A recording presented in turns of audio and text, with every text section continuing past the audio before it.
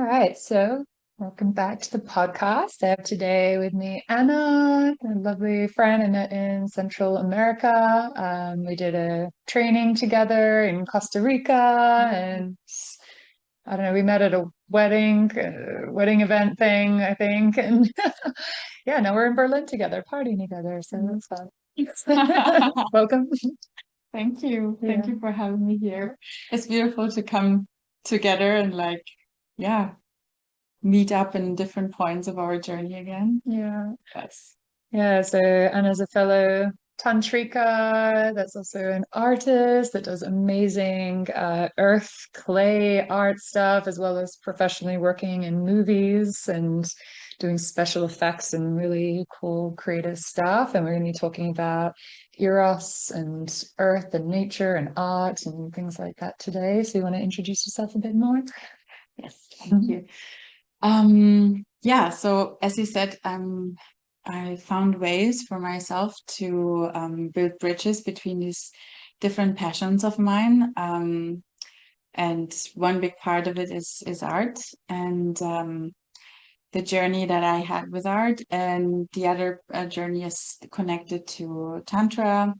That yeah, like getting to know the way how you can live a tantric life, and having a lot of the practices support me to yeah to get to know myself and to understand like what do I want to do in this lifetime, what do I want to create, in which way do I want to be connected with others and myself, um, and the earth, because it's yeah, a very deep healing space and inspiration.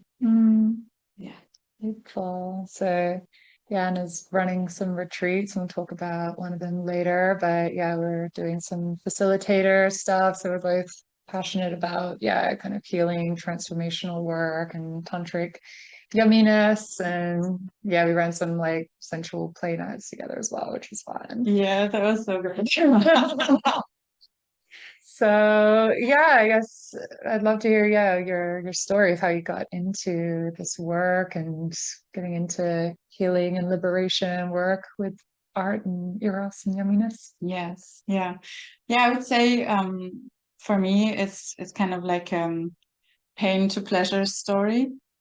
Um the root of all of the my journey was sexual abuse when I was a teenager. And through that there was a lot of numbing happening in my body. I wasn't able to set boundaries. I went into freeze response quite a lot when I was in contact or sexual connection also with people, but not just in the relationship realms, also like sexual relationship or romantic relationship, also in everyday life. And I had therapy that really helped me in the beginning steps, and I started to hear a bit about tantric practices at that time, and I was really curious, but I didn't really find an entry point that felt safe for me. And yeah, and then my path continued, and I went to art school. I got into the film industry, and I studied as a makeup artist, and I went into the direction of prosthetic makeup. And yeah, for many years, I was really like deep diving into that world of transformation, like the transformation that happens on the outside. And I still really love this job. Like, yeah, transformation is something super fascinating and inspiring. And I'm always curious about, all the different ways we can play in these realms. But I also really yeah, I got to a point where I overworked myself. So I just took on one job after the other as a freelance prosthetic makeup artist in the industry. And um, my ego was also quite involved with all of this. Like my career went quite well, and I worked on really big movies like Star Wars, and yeah, there's something that like got really attached to this identity.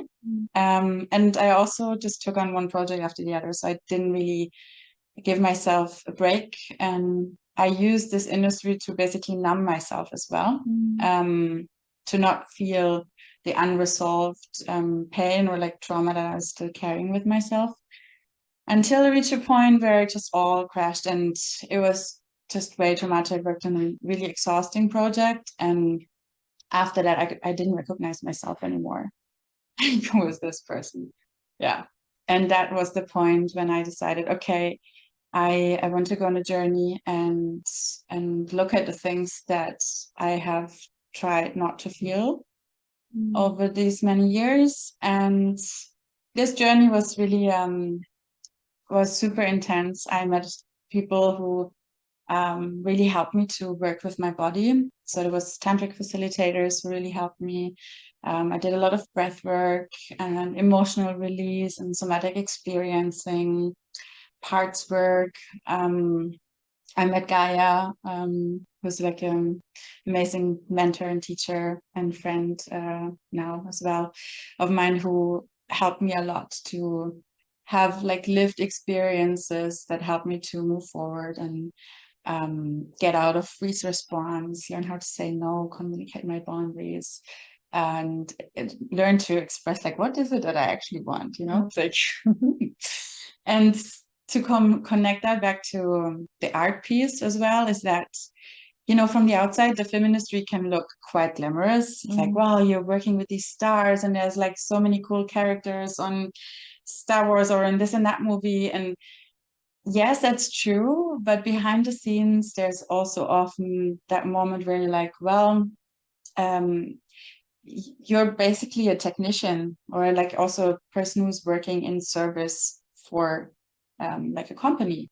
So it's not me like completely being free creating, and you know, a lot of these things are like replicating the same kind of painting on 70 sets of prosthetics that will be applied for the act, and they have to look exactly the same. So each pimple or each birthmark has to be at the same spot, you know? And well, yeah, you can use this as a space where you practice meditation. Like, I have patience. Tantric prosthetic making. Exactly. It's possible. Yeah. But it didn't always work for me. I have to be honest. So I came to a point where I really felt like I actually am not an artist, and I didn't really feel my creative juices or flow at all. And when I went on this journey to connect to myself, I discovered, well, yeah, because a lot of these things are actually coming from the mind. So it's a lot about perfectionism, about hyperrealism, about yeah, like it's ideas that come from the mind and concepts. And there's nothing wrong about it, but creative energy or like life force energy is something that is also, you know, just gets like in the flow when the head is not involved. So I had to learn that, and like it really helped me to have this new way of meeting how I create and also to be able to separate it. So I suffer less, you know, when I consider myself as an artist, but if I work in this field where it's quite technical, I was suffering a lot. And now that I am able to separate this more and be like, yes, this is a space where I can actually cultivate creative energy and work with that and tap into a space of no mind and isness. That is a totally different thing, and it is liberating, and it is something where I can discover my own way to express and to connect with life.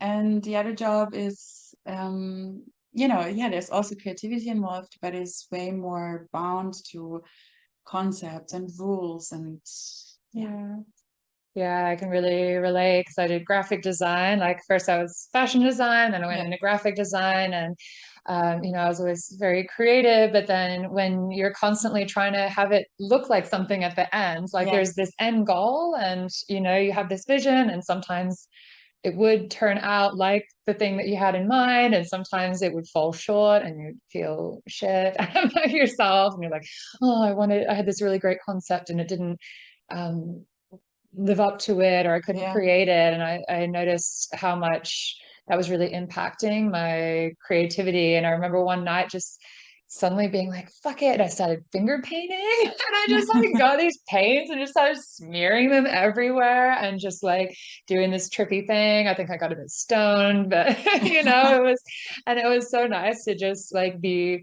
in touch with like the sensual creative flow, and to not have anything that it needed to look like, and to just create for the sake of creating, and finding that actually a very liberating thing. Even though I've always been a kind of like creative artistic person, like there's definitely different ways of expressing that, and there's the mind and trying to like intentionally create something versus like letting that flow of life force come out and enjoying the process. And we were speaking about this, how a lot of people think that they're not artists because they don't do this, like, I have a concept and I create the exact thing and it turns out how it's meant to look. And because they don't have that skill set to go kind of from A to B, then they're like, I suck at art, I'm not creative, I'm not good at this. That is such a beautiful process when they do just like create for the sake of creating and for fun, and tap into that. So do you want to talk a bit about that? Actually, there's an artist that really influenced me on this journey as well. Her name is Mira Hashimoto, and she worked a lot with Osho as well. And I really connect with what she's sharing, and I can see it also in my own journey, that there's a difference between learning the techniques and like the handcraft tools, that you consider yourself as like a trained artist, and then there's the creative energy that we all have, because it is life force energy that runs through our body. We wouldn't be able to exist without this energy. So that's in everyone. And it's interesting because a lot of times there's like these moments when we are children where this energy flows freely. So you can give some colors, paper, or even drop a child just in the sand and they build stuff, and everything, just nothing turns into a whole world, and there is so much fantasy and space and like curiosity going into the unknown and chaos and not knowing, and then destruction, and you smash it after. Like catharsis, right? It's so much playfulness and innocence. It's really innocent. And then a lot of us might remember, maybe you do remember as well, a moment where maybe you were at school or so, and you had this like, oh, there's an idea how something's supposed to look like. So maybe it could be that your paintings or my paintings were never chosen by the art teacher to hang in the corridor. So I feel like, oh, this is less valuable than that someone else's. Or the opposite experience of like, yours were always chosen because you were able to copy exactly how something looks like. But doesn't necessarily mean that this is supporting your creativity. It's just you're feeding into the idea of other people or the concepts from our society, how something's supposed to look like to be considered as good or as art. But it doesn't have anything to do with the original connection to this creative space inside of each one of us that can flow freely, and that's only because of that it is original, right? It's not, oh, okay, I just copy that from outside. So there's these moments that we can experience when we grow up, where the access to this creative innocent energy is kind of like cut or gets damaged. And then some people, or like maybe, I don't know, someone ripped your painting, or something like that happened. And for some people it's really difficult to reconnect to this space after again. So they're just like, well, I suck at art, I cannot draw, or it just doesn't look like the thing that someone draws in an art catalog or whatever, so I just don't do it. And yeah, and also because a lot of how the art industry works is based on the mind, or on concepts of like, okay, um, what is the most shocking idea? Like, how can you as an artist still impress, and bring something new? And most of these things are based on constructs of thought. Yeah, so this to get to this understanding of like, oh wow, actually in the tantric philosophy, or in tantric practices, there it is so much about connecting to that inner space, to that inner landscape, and practices to learn how to move life force energy, how to move creative energy in the body, and through that to tap into that innocent place. And this is yeah, what where a lot of people like connect to when they connect with tantra. But it's not necessarily something that's then connected to art. Like, you can use it in that way, but actually it's applicable for everything, right? Like, you can create with it, so whatever you want to do. Yeah, it's interesting. They're actually, like, it's not something that's known about or talked about as much, but the Tantrikas actually had a whole philosophy around what is beauty and what is art, and like how to appreciate art and the way that art affects our consciousness and stuff. Like, this is all towards the end of Tantra Illuminated, and I think a lot of people start checking out because it gets a bit like intense by then. But yeah, I found it really interesting as someone that comes from a like creative background, that there actually is this like, oh yeah, like your consciousness is also affected by the way that you take in art, and like the way that it creates different emotions and things like that. So there's also like that interesting side. But then yeah, also the way that we say, like, you know, when you learn to channel and harness your sexual life force energy, and that how like sexual energy and creative energy are one and the same. And you know, that a lot of people, when they suppress their sexual energy, or they're leaking their sexual energy everywhere because they're just like looking for someone to have sex with, they also lose touch with this creative innocence and this potential for birthing and creating beauty in the world. And that when we get in touch and harness and channel that juicy sexual energy, and we, you know, move it through us, then, you know, we can create. And that might be art, and that might be, I don't know, interesting dance or performance, or, you know, whatever. And that, yeah, like you really see this overlap with a lot of people that are really and I have satisfying sexual lives and have like creative expression. Like, you know, a lot of the people in this scene are like expressing themselves in some way creatively. And I think that's, yeah, important connection there. Yeah, totally. Like, how to weave things together. Yeah, there's a lot. It doesn't have to be necessarily expressed through painting or sculpting or so on. But yeah, it is so beautiful to watch what it does. Like, once people get into practices and learn to find a space within them, and how to use it, no? And yeah, what I find really inspiring about all of this is as well that, like, art, it's such an awesome or beautiful way to express without having the language, without using language, no? To what is this life about? Like, what is the bridges that we build to our experience on this planet, or to our experience of being in this human form, and the bridges from this inner world to the outer world.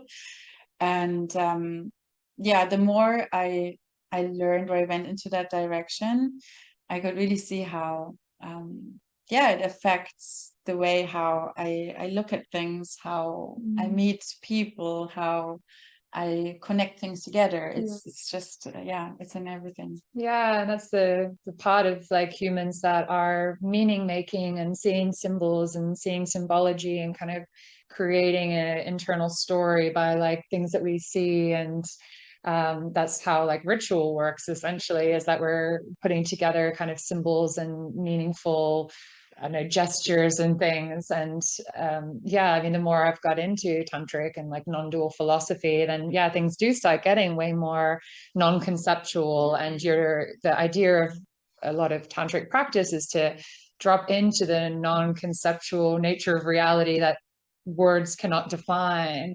And, you know, if we're constantly just trying to use only words to express our reality and to connect with people, then we're never going to be able to do it. And, you know, a dance or a painting can't either, but it gives us a few different tools beyond language of trying to express the inexpressible. And I think that's such a beautiful thing, and it's spontaneous, and it's like just moment to moment, and you know that art could be destroyed.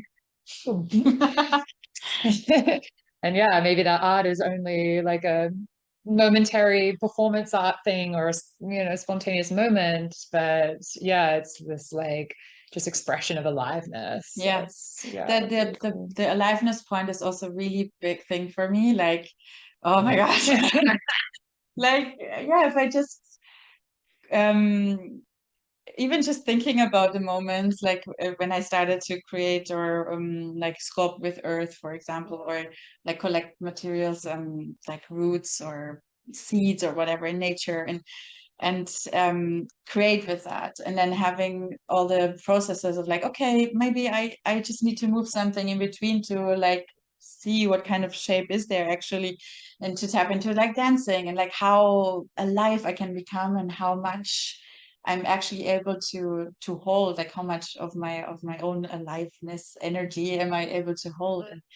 And yeah, when it's really like when you can really tap into that space where it's like pulsing through your body, through your blood. And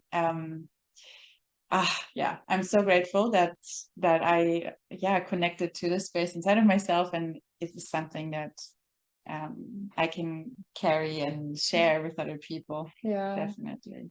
Yeah, and I love like I saw some videos of you, and I think even you were doing it in Costa Rica too, but like the cow shit mix, and like your enjoyment of squishing your feet in like the cow poo and the dust, and you know, the different things that you're using for this like cob earth building art. And that's also like a kind of funny part of like Tantra about deconditioning the yuck, and you know how Tantra is about like everything is sacred, including cow shit, and cow shit is just as sacred as this beautiful gold metallic paint or something, and breaking down the separation between like what is sacred and what is not. So I also think it's really cool that you know, you're working and getting people to get their feet in cow poo and like create from like earth like that, and enjoy the squishing between the toes, and like your bliss and enjoyment of that. I really enjoy.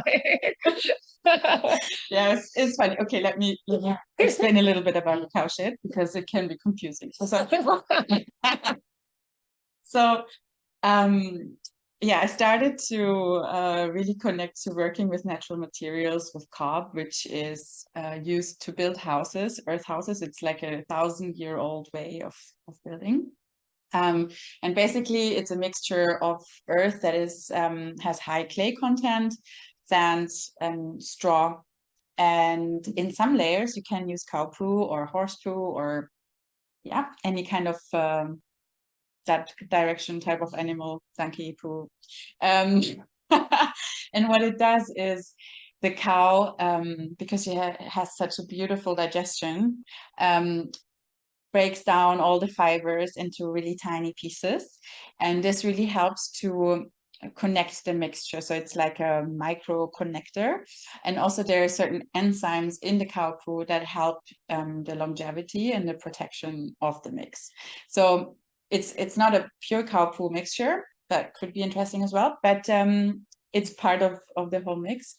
And yeah, this is something I also really love about working with natural materials, because it really is this like earthing, or like, you know, talking about forest bathing or earthing as a thing as well, that okay, whenever you are in direct contact with the earth, your hands, your feet, there's an exchange between your body and the earth. And or when you're in the forest and you're breathing in the air, that is you know, everything that's in the air from the trees around has a really strong impact on our bodies. So for me, like working with natural materials, like when I come from an industry where there's a lot of rubbish produced and a lot of things that just get used once and then you throw them away. Whereas in this direction, I like to create the things that are you could destroy it, you could just leave it in nature because it is nature. So there's nothing like no Totally waste. biodegradable. Exactly. And yeah, I started this journey with just creating with natural materials during the first lockdown. I found some roots and I started sculpting with clay and connected them with the roots and so on. And then when I was in Nicaragua, I was at Gaia Ma's place at in Anita Fire Season, and I created an art project there with cob mixture, and that's where the whole idea was born of like, wow, for me to be in that space and to be part of a facilitated training and to work with all the tools to move the energy in my body, to express myself, to remove the obstacles, to become more alive, and then having the possibility to be in the earth with my feet, with my hands, and use that energy to create and to let things just flow and rise and be created from there was just like mind-blowing for me. Yeah. And that's also how the idea is born for the next retreat as well. But it's something happens to people when they're connected with the hands, with the earth in this way. That is, it helps to access like a meditative state or to become like really zen. And also then like emotional release or all these kind of things, like mixing the earth, making the cob mixture, where it's like a big field and you really have to work it through with the feet. And it's just super fucking fun, like drum music on and off we go. Not to mention they have, there's the theory, or I don't know if it has been proven, that like, dirt being an antidepressant, and there's so many like micro minerals and things that as city slickers are deprived of from being an ultra hygienic thing. So I think also like for the immune system and all that, then it's probably really good for people too. But there's more studies now around how the physical contact to earth is really healthy and like anti inflammatory as well, antidepressant you already mentioned, or like forest bathing. There's a lot more research done on all of these topics now that that prove it for those who need an actual written proof. You need the scientific evidence. It's catching up and it's getting there. But I mean, you can just feel it like, once you kind of leave the city, like the nervous system, if you're paying attention, you just notice the nervous system just settles and goes into a more parasympathetic state. And I mean, I was staying in Anita for a month earlier this year. It's on like the beautiful island of Ometepe, Nicaragua. And I really love a lot of the philosophies of Anita because it's like a tantric eco community, and like we're eating almost everything's entirely from the island.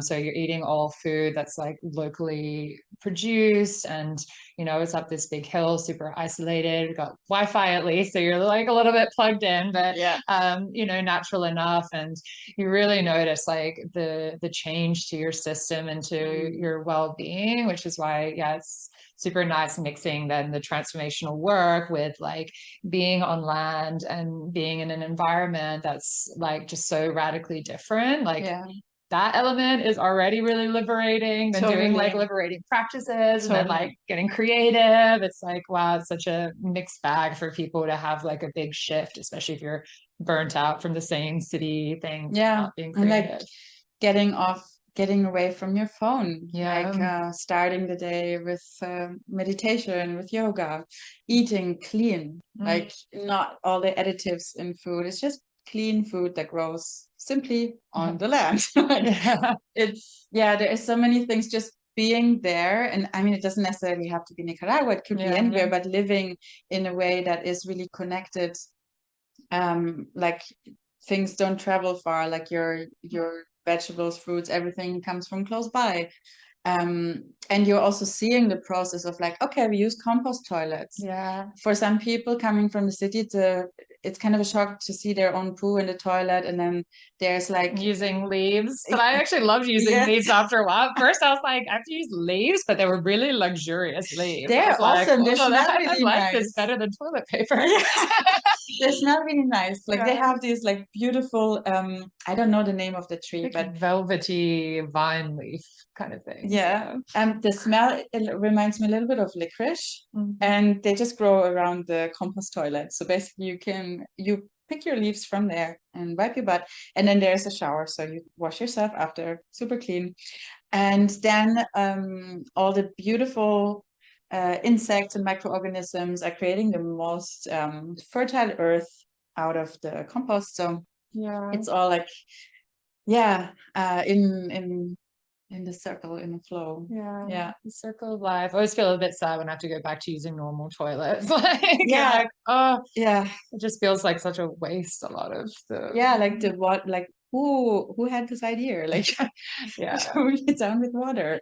Well, yeah, definitely. It's a space that's just being there is transformational. And then yeah. if you're also doing the work through retreat or yeah, totally, it's Yeah. powerful. Yeah, our last facilitator training was also at like an eco community and the compost toilets. And yeah, like this part of me was nervous. Like I know some of the people had lived in eco communities and were down with it, but I was a bit worried like some of this, you know, people that were new to it. That yeah, usually people are a bit shocked for the first couple of days and then they're like, oh hey, this is actually really amazing. Yeah, So yeah, it's definitely an experience. yeah, totally. It's also like who was it?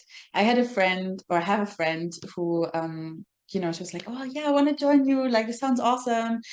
And at the same time she always had like all her things like cosmetic and everything had to be there, and I was a bit worried like, okay, wow, it's going to be a shock, you know, like, and then also all of these things are not biodegradable, so if you're showering and the water goes directly into the earth, it would be great to not use like regular shampoo or all of that.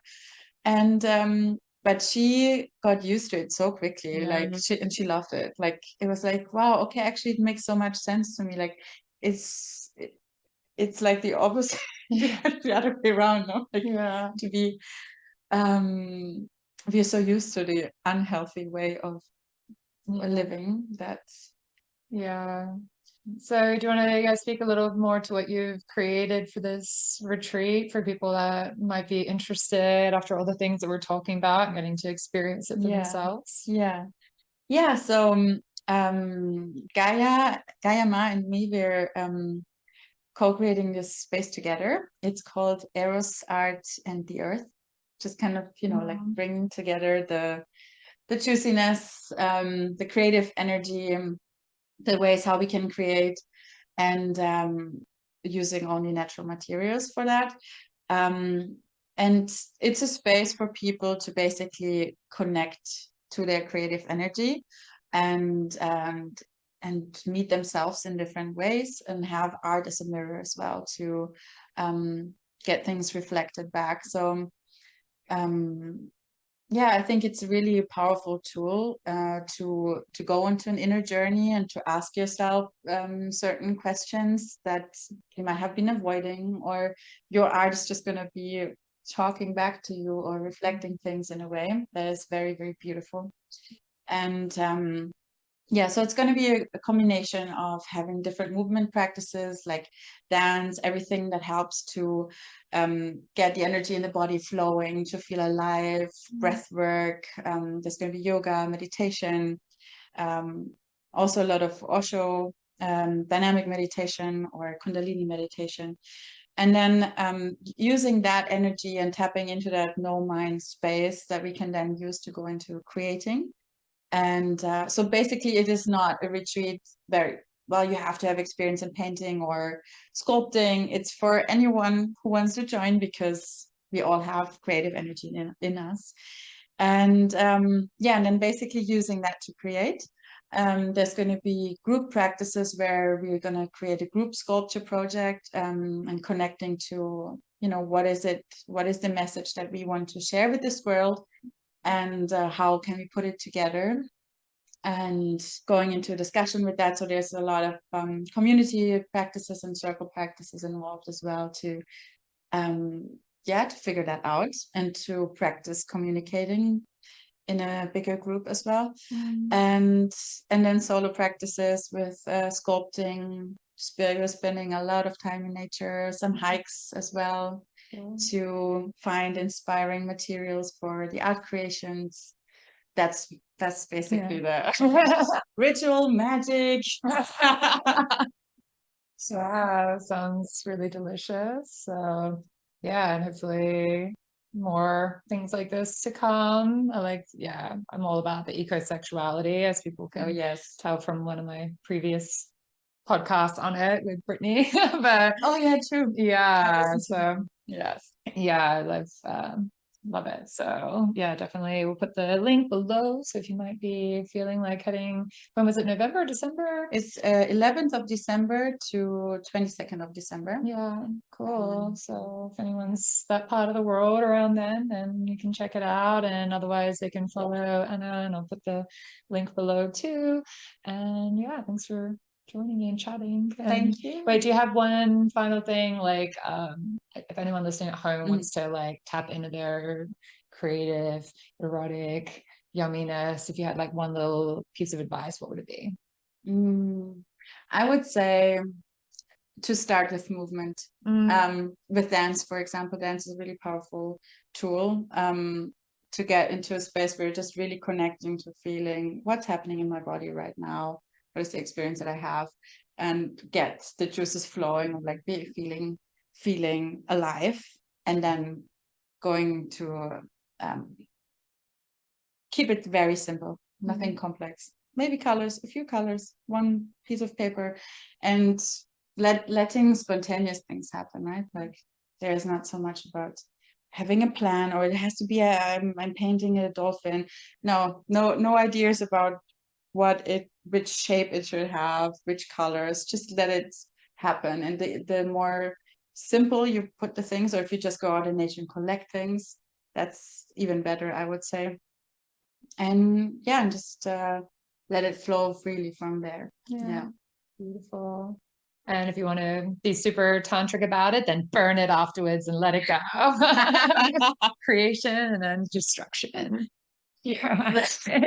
Or it could be, I also really love that, where it's art that has different life cycles. So like you could create something with the earth and put seeds in it, or it could be part of your sculpture.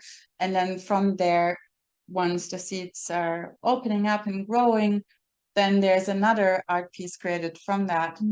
I love these kind of things a lot, where it's just like you're releasing the control, nature does its thing, and you're kind of collaborating, like making love to the earth with art. Yay! Make love to the earth with art, everyone. Thanks, Anna.